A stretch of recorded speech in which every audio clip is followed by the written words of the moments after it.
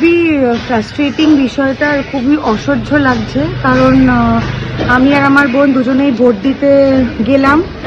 আমাদের golf garden area, Rajendra Prasad colony girls school, boys স্কুলে vote হয়। এর আগেও ভোট দিতে গেছি, ভোট দিয়েছি। এখন গিয়ে শুনলাম যে আমাদের নাকি লিস্টে নাম নেই। আমার বোনের ভোটার কার্ড আছে, আমারটা হারিয়ে গেছে, কিন্তু ওর ভোটার কার্ড আছে, তারপরে ওর লিস্ট থেকে ওর কি করে নাম উড়ে গেছে আমি জানি না।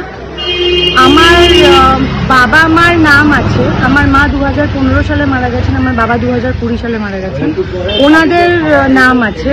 আমাদের বিল্ডিং এর যত সিনিয়র সিটিজেনরা আছেন, অনেকেই আছেন যারা এত অসুস্থ যে তারা স্ট্রেচারে করে এসেও ভোট দিতে পারবে না, বা অনেকে আছে বিল্ডিং থেকে ছেড়ে চলে গেছে, অন্য শহরে চলে গেছে, তাদের সবার নাম আছে, কিন্তু আমাদের নাম নেই।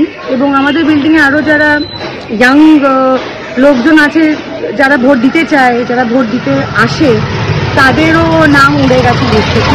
আমি আমার চেনা পরিচিত অনেকজনকে ফোন করলাম, কাউন্সিলরের সাথে কথা হলো, নাম লিস্টে না থাকলে ভোট দেওয়া যাবে না। এটা আমার মনে হয় মানুষ হিসেবে, আমার মানে এই দেশে থাকার নাগরিক হিসেবে এটা আমার সবচেয়ে বড় একটা রাইট, যেটা আমি আজকে খোয়ালাম, আমি ব্যবহার করতে পারলাম না। আমি ডেফিনেটলি এরপরে যোগাযোগ করবো যাতে আমার লিস্টে নামটা ওঠে, কিন্তু বাদ গেল কিভাবে সেটাই তো বুঝতে পারছি না। আর খুবই রাগ হচ্ছে আর খুবই বিরক্ত লাগছে।